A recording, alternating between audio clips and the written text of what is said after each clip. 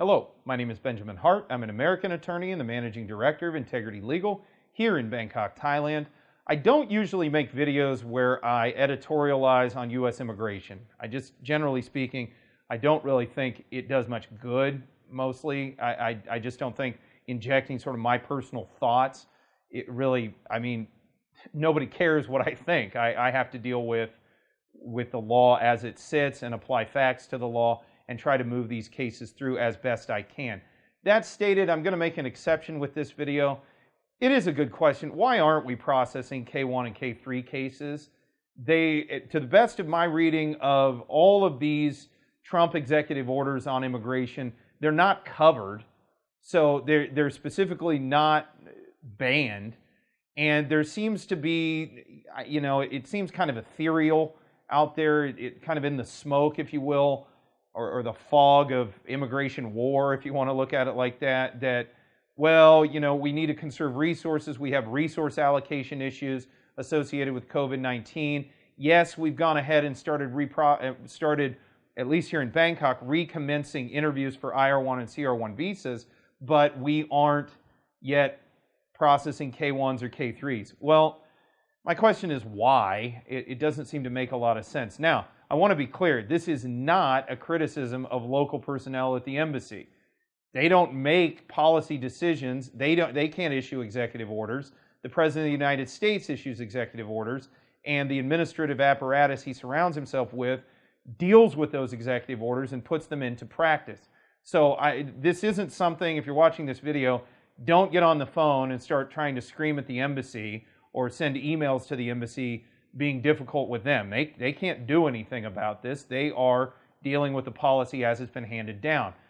That stated, I don't know if the administration is really aware that K-1 and K-3 visas, these are fiancés and spouses of American citizens, voters. These are spouses or prospective spouses of people who could be voting in this upcoming election.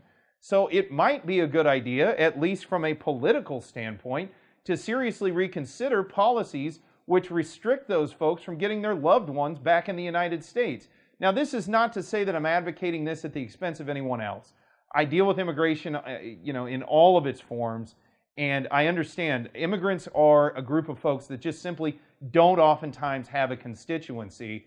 This is one of those times, especially with K-1s and K-3s, they can only be the spouses or fiancés of United States citizens. So I'm hoping maybe political exigency or expedience might prevail in bringing K-1s and K-3s back online because, again, I don't see anything in the promulgated orders that specifically precludes either of these categories.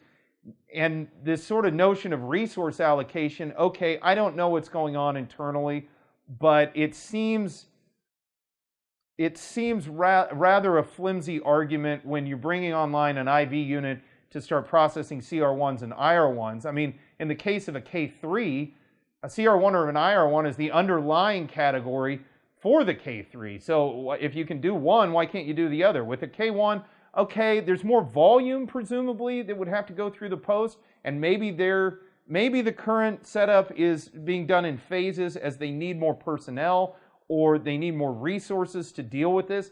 Maybe that's the case, but again, hopefully with this video, maybe political expedience will prevail as the administration understands that these are fiancés and spouses of United States citizens, aka voters. And I'm here to tell you, because I get a lot of feedback from these folks, they're not overly thrilled about the overall situation, especially where, at least here in Thailand, seemingly the COVID-19 situation is at least somewhat more under control, albeit compared to other jurisdictions, perhaps not so much.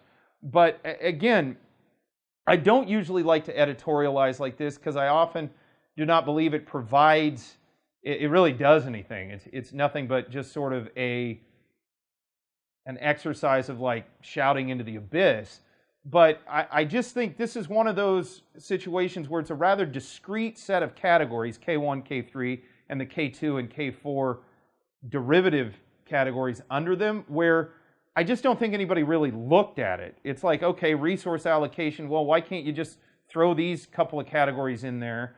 At the same time, these are these are family of folks who could be voting in this upcoming election.